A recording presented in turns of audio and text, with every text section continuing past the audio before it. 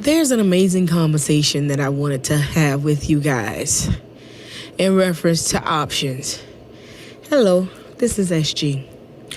So, sometimes when you are in a relationship, things are said to you to not necessarily hurt your feelings, but you have to read between the lines. And a lot of times we don't want to read between the lines on a situation.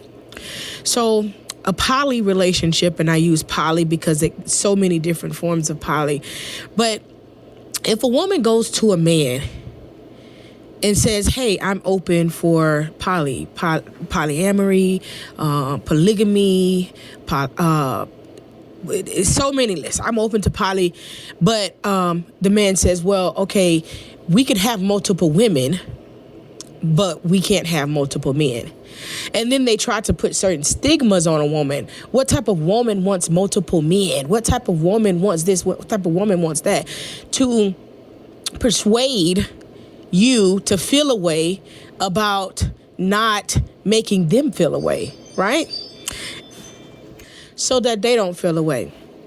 So let's break this situation and scenario down, because I see a lot of cowardly men that do a lot of complaining and have a lot of excuses about why they can't meet the mark or why they aren't in a better position than they are. But then they still want to, make you feel bad for wanting to be happy at the fullest extent of yourself.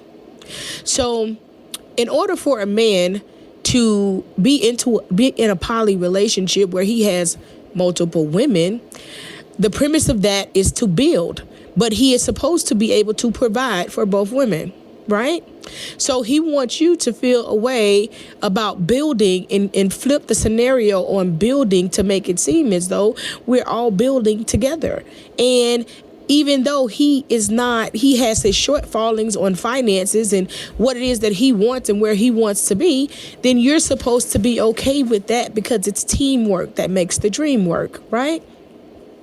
But yet, if you say to him in return, no problem, honey, I understand that you're not where you're supposed to be. So then I should be able to go get another partner. As a woman, I should be able to get another man, but they don't want another man, but yet they are not manly enough to handle you by yourself, let alone with two more people. Sometimes it's reading between the lines of a person's insecurities. And what that is a major red flag, because if this person is insecure about that, they're insecure about a whole lot of things. There's work that needs to be done within self for them to even be able to be in a healthy relationship. We want to make excuses about every single thing in the world. Well, I'm not one that wants multiple men. Okay, well, the conversation is not for you. But it's still red flags that you need to pay attention to when it comes down to looking at who you're choosing to lead you. See, men fail to realize that it's equal. It should be equal grounds. Every man that is into polygamy, they want multiple women.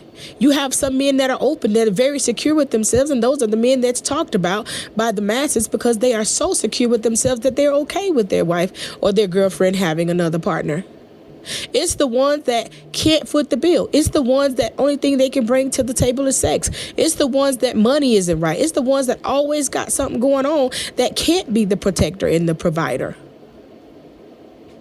So when men come with all of these excuses on what they feel a woman should look like, dress like, talk like, be like, act like, all of the above, but yet when we say, well, as a man, you should be a protector and a provider, then all of a sudden we're a gold digger.